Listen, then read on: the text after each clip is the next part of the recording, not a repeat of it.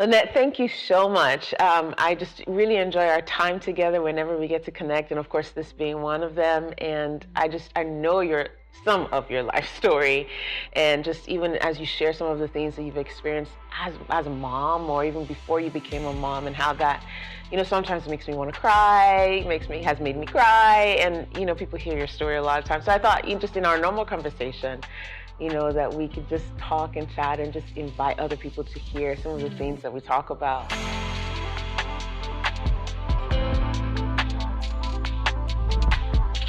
have an amazing mom. I was just with her last week. She's 83. She's been my role model all my life. I had great-grandmoms, knew my great-grandmothers even. Wow. And so my own experience with motherhood as a child and a daughter has always been a gift. But then, we come into our own journeys as moms, and certainly for many, many years, as you know, I was not a mom in the traditional sense. And so, yeah, it's been a journey. And I think about it extra when I'm getting ready to speak somewhere. This year I have the honor of speaking at Kings Park. I'm excited about my message. I was listening to Pastor Reggie a couple weeks ago, and I just started getting a download, I felt like, from the Lord. I love when that happens, right? You preach a lot too. Yeah. Where you're just like, Lord, what do you want me to say? And I started taking a few notes. But yeah, I think that, well, Kings Park in particular has a very sweet spot in my heart related to Mother's Day, and kind of ties to my journey, because for many years, right after I married Ron, and a lot of people know my story, I became an instant mom. Yeah. So he gave me 4 teenage boys on my wedding day. And people always, when I tell them that, they kind of look like, what'd you do? And I'm like, no, it's what he did. And what they did, they became my kids overnight. Actually, Nathan had just turned 20 about 3 weeks before we got married. Oh, wow. So they were 20, I guess it was 17, 15, or maybe a little less than that. Anyway, and I realized that on the day Ron and I got married, in my heart, I adopted them. And when we adopted our twin girls 7 years ago, I realized that that's what I had done with the boys, because it all felt the same to me. I felt like I just had 5 adopted kids, 6 adopted kids. And so I fully adopted them, but we were a blended family. Yeah. And so I became a mom, a stepmom.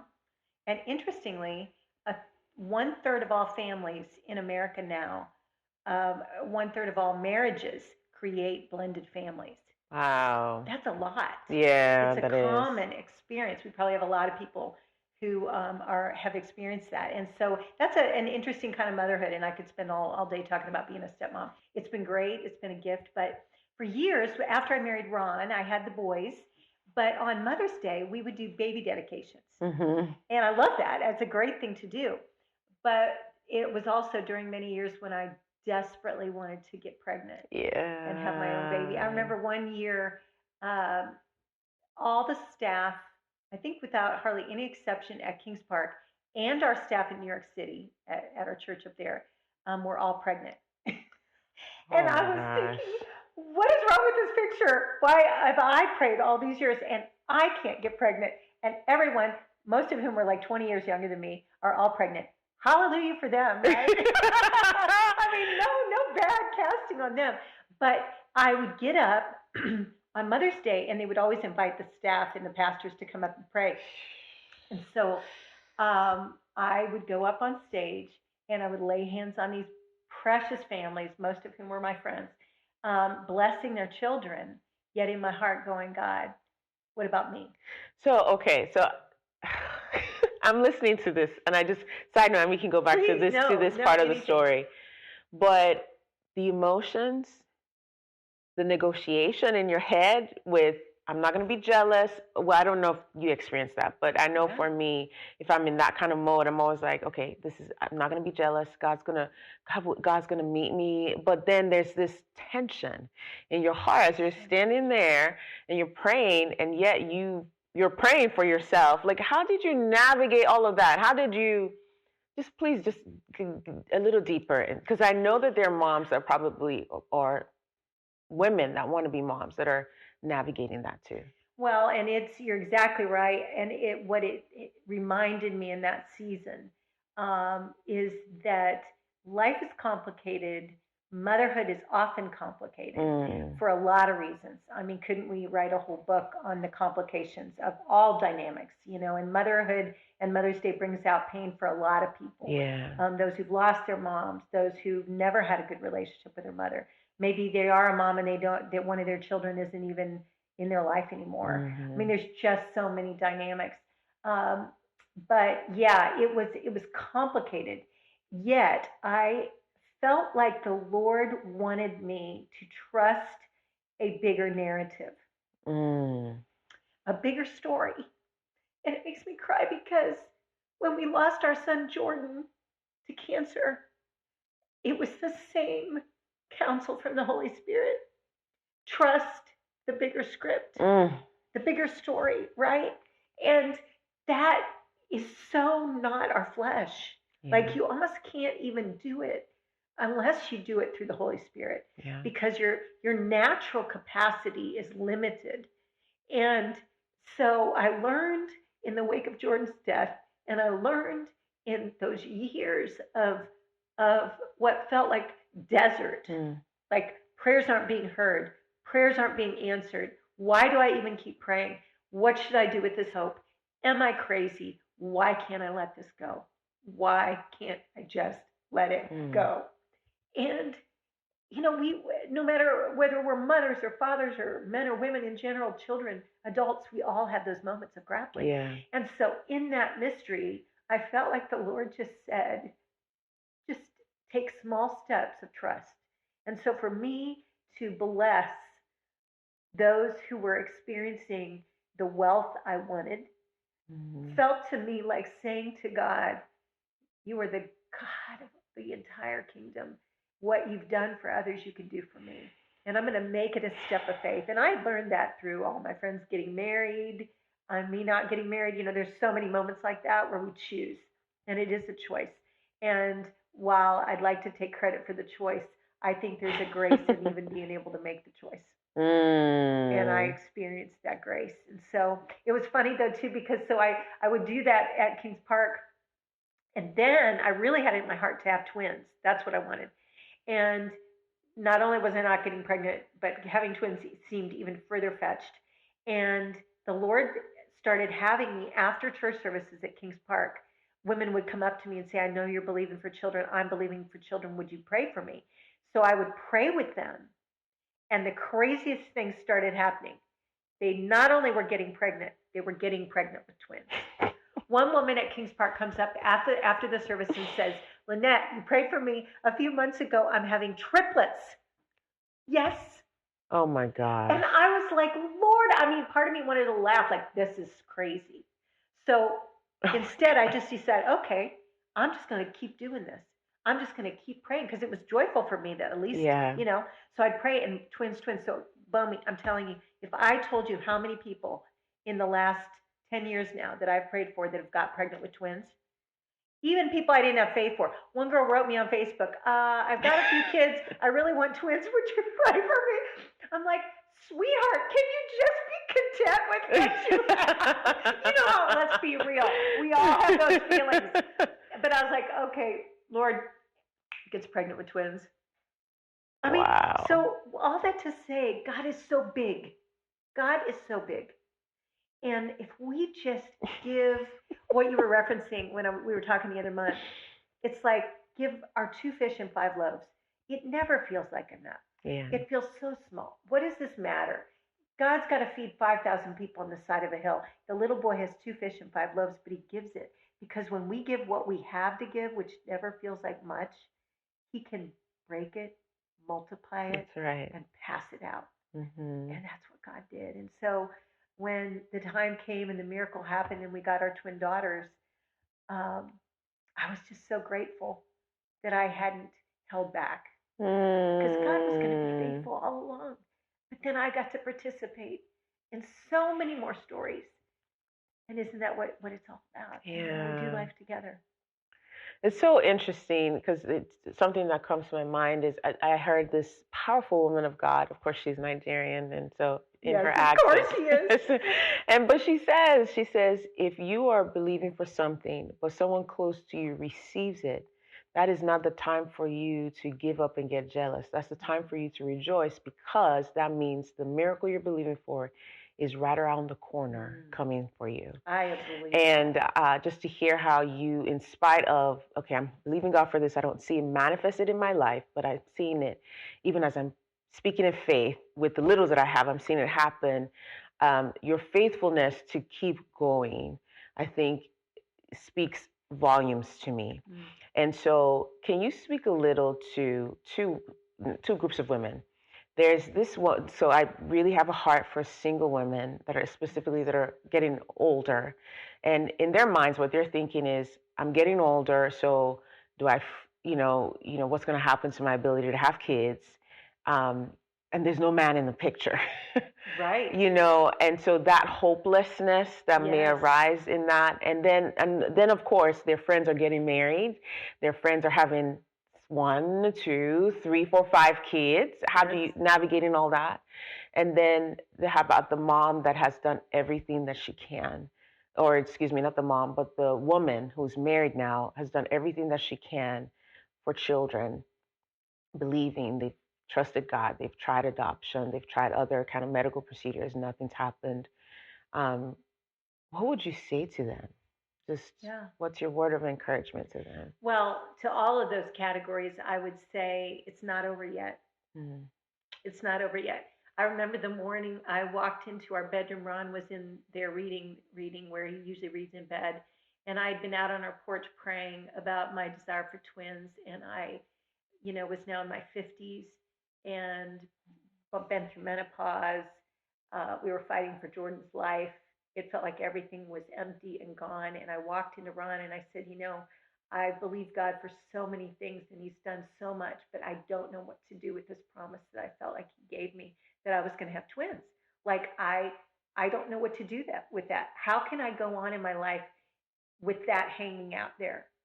And Ron just simply looked at me and he said, I just don't think it's over yet.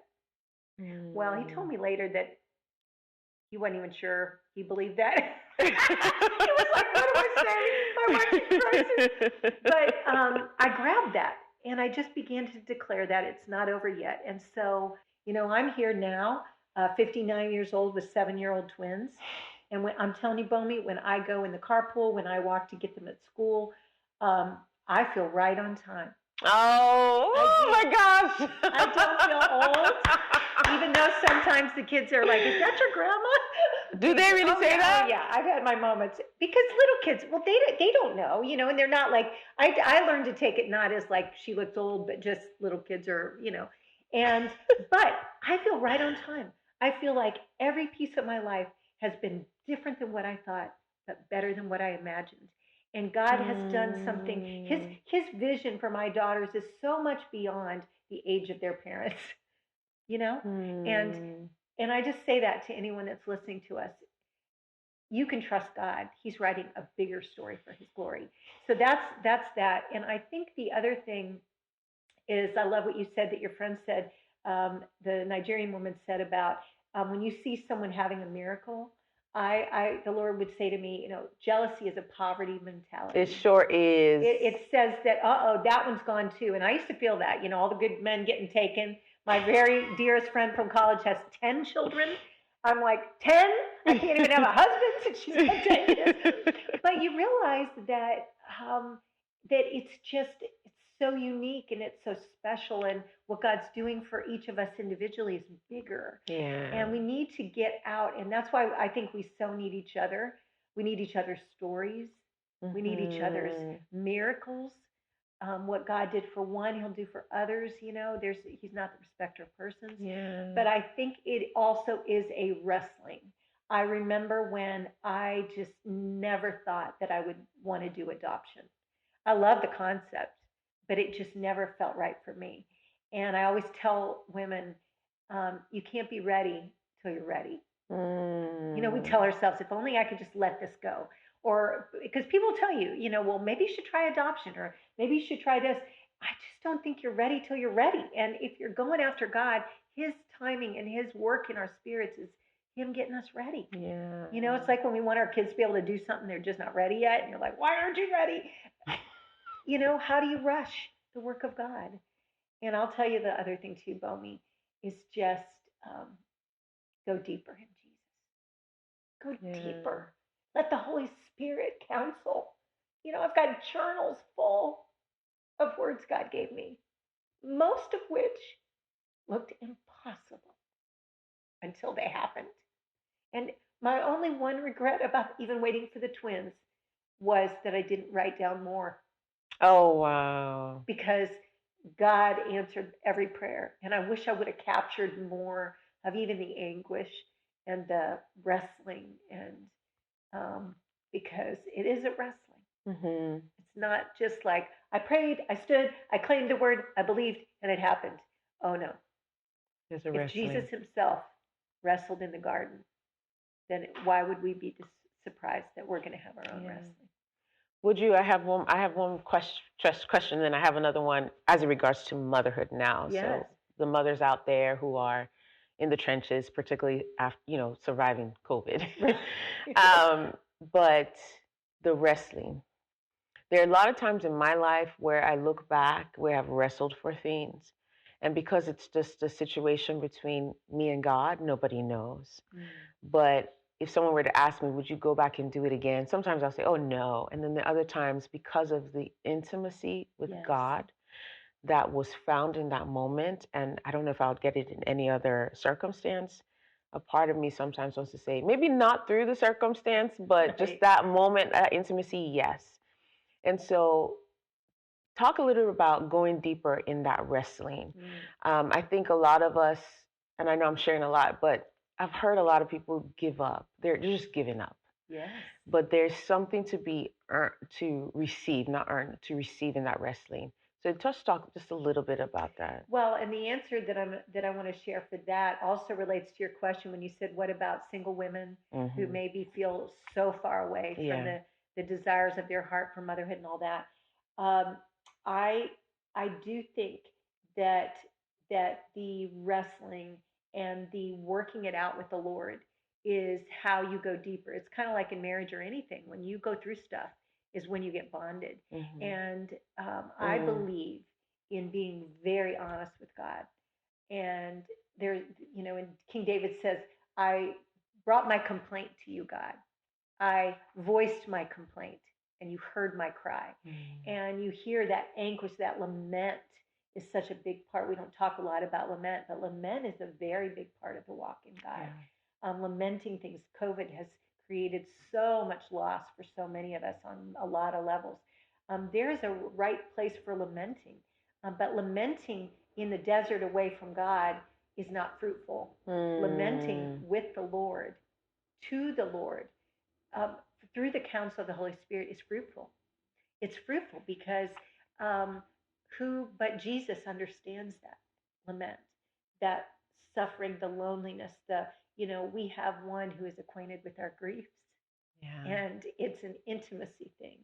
And I think that we owe it to each other to be even somewhat transparent with those lamenting seasons. For the single woman, I've told this many times, but I woke up in my new home with my husband and my 4 sons about 2 weeks after the honeymoon. And here's what I thought. Oh, so this is it. Oh, wow. Now, I was happy, glad, but it felt almost the same as before I got married. Now think about that. And the reason it felt the same is because it's less about this, more about this. And when it's you and Jesus every day, now it was me and Jesus learning to be a stepmom, learning to be a wife, not having all my own decisions, all my own money, all my own, I want Cheerios for dinner. Well, nobody around my table wanted Cheerios for dinner. I've been having Cheerios for dinner for a lot of years as a working woman. There's just trade-offs. Every season has its gifts. And there are things that I used to travel for my job and would feel lonely in hotel rooms. If I could go to a hotel room all by myself right now, wouldn't that be glorious? But think about it. Every season has its gifts. And so I am just so grateful that I was able to enjoy my single years. And by the time I got married, I was ready to enjoy them even longer.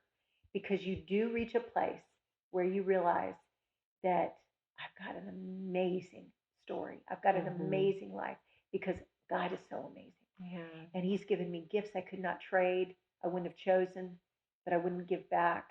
And no matter who's watching, who's listening, we rejoice, we celebrate the gifts because God knows what we need and what He wants to give us. I'm so glad this is being recorded right now because I want to go back take notes. So I want to talk to us about being a mom. So one of the, I don't want to call it side effects, but because of COVID, a lot of moms have been home. Some have lost their jobs, some have been working from home, but they've been working from home, also doing school and doing everything else around the house. So a lot of moms are drained or they're just trying to pick up the pieces. Just motherhood in general has its ups, has a lot of ups, but there are moments where you're just like, I just want to hide in the toilet, lock the door, turn off the lights, no disturbance for 1 minute. And we hardly get that. So what do you want to say to moms that are really in the trenches right now? Well, interesting. I was talking to a young mom that's one of my dearest friends the other day. We were having a long conversation about motherhood and balancing and just the trenches. She's got little ones, I've got little ones. And as we were talking, we came up with this statement and it seemed to resonate. You can tell me what you think about this, but it was this: motherhood, when they're little especially, motherhood is deeply rewarding, but not often fulfilling. Now, the reason we said that was fulfillment is a big buzzword, right? In your job, in your marriage, in your home, and now we live in an age of social media where it seems like everybody's fulfilling all their dreams. They travel, they're the glorious mom, they got the baby pictures, they whatever. But really most of life on a daily basis, it's not all that fulfilling. Rewarding, rewarding is about laying up treasure. Yeah.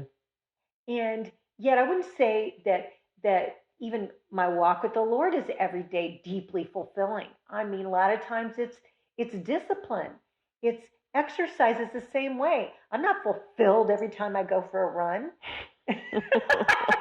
But I'm rewarded in the long run. And when I said that, we were talking about that statement, it freed us because we're like, okay, let's let go of this need to be fulfilled in motherhood every day because it's not going to feel like that. Yeah. But we can bank on the rewards because nothing that we do as unto the Lord is not rewarded. Yeah. And there are days when, I go to bed at night going, I yelled too much. I was too impatient. Oh, goodness, I'm probably marring them for life, And yet, man, when you step back, and now I've got 4 grown kids, my 3 grown sons and Jordan in heaven, and they're beautiful wives, and they're at a different phase.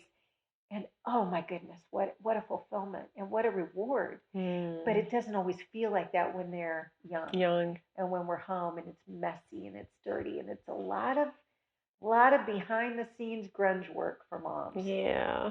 But man, rewarding. Yeah, because I'm right there. I'm right there. Like, how many times am I going to tell this kid, don't put your underwear that I just helped you to fold?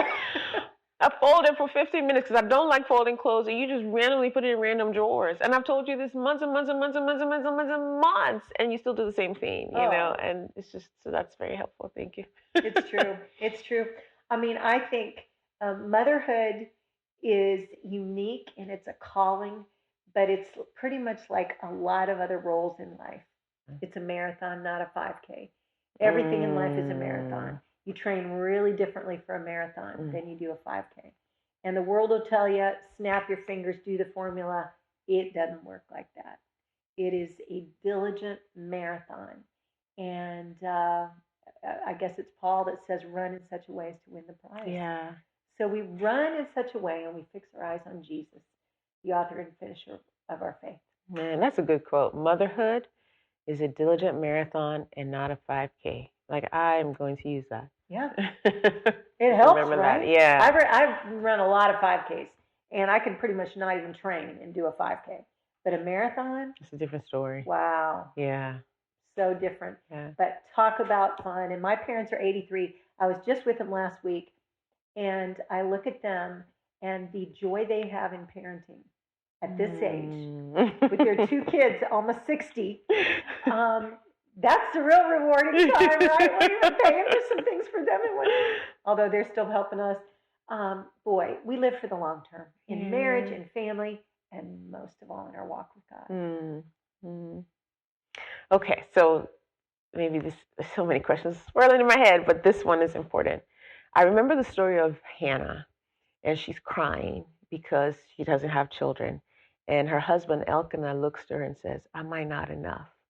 And it brings me to the role of the husband or the role of the father as it relates to motherhood, whether children are in the picture or not. What would you say to the husbands, to the dads? And it doesn't have to, just like from the perspective of a mom, what do you think moms will be yearning for? What do you think a woman who's believing for children is yearning for? I mean, we don't have the right answers, but just in your thoughts and experience. Well, tell me if you agree with this. I think the universal love language for moms in particular and wives is appreciation. Oh, absolutely. Well, absolutely. I don't know if others agree, but you just want, I saw you. Thank you. You made the bed in such a beautiful way today. Thank you. Or yes, I agree. And Ron taught me a great phrase early in our marriage, and he says it over and over. Expect nothing, appreciate everything. That is how my husband lives.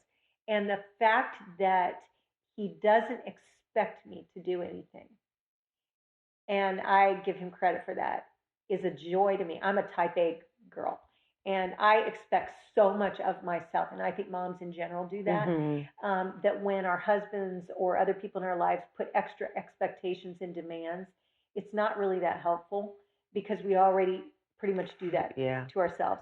But then appreciate everything. And we'll be sitting at dinner, and Ron, the latest, he kind of puts tongue in cheek, but in front of the girls especially, he'll be like, "I think this is the best meal you've made me yet." We know that he's trying to get the message across to the girls, like, be grateful to your mommy. But it always touches my heart. Because he really sincerely means that. And so just being appreciative, expressing appreciation, dropping emails, dropping texts. I got a text yesterday. I was having a hard moment pastorally with a situation we were dealing with. And I was just feeling, and COVID was part of the aggravation. I was just so bugged and sad and frustrated.